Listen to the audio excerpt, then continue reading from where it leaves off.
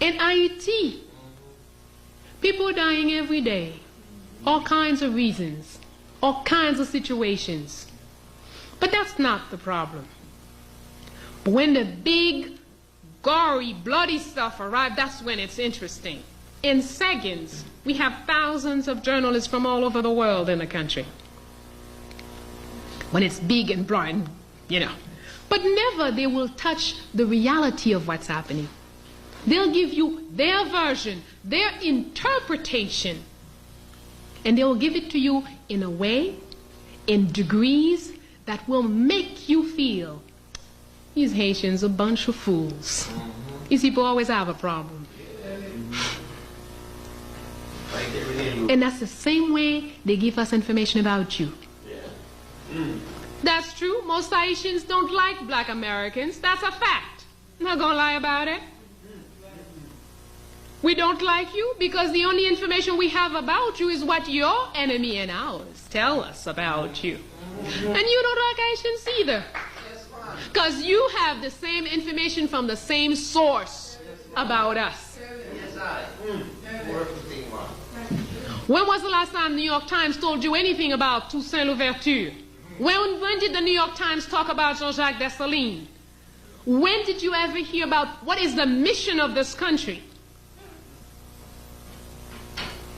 They even have us clap to be occupied in 1994. Yes, I stood up against the coup in Haiti.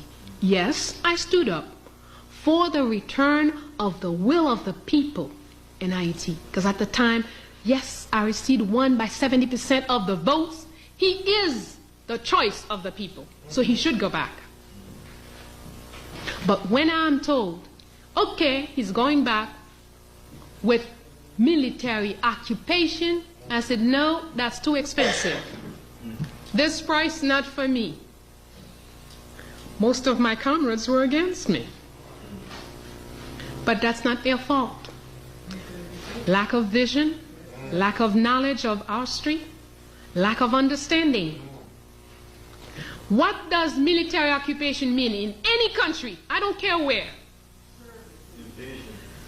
That is not the problem. Military occupation means prostitution will rise up out of the street into the best families, number one.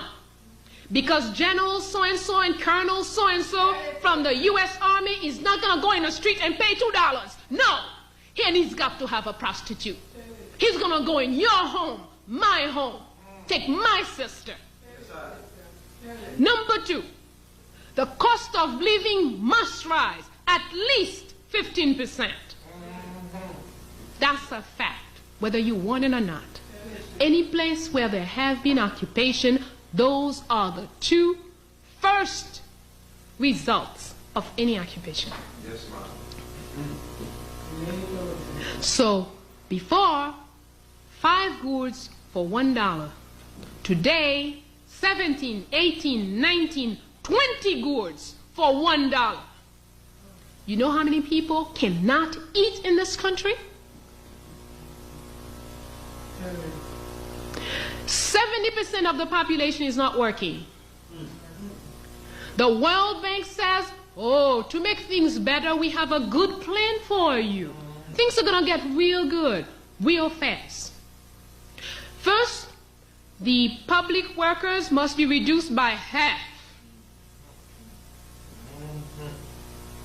A study proved that every working Haitian feeds at least 7 people.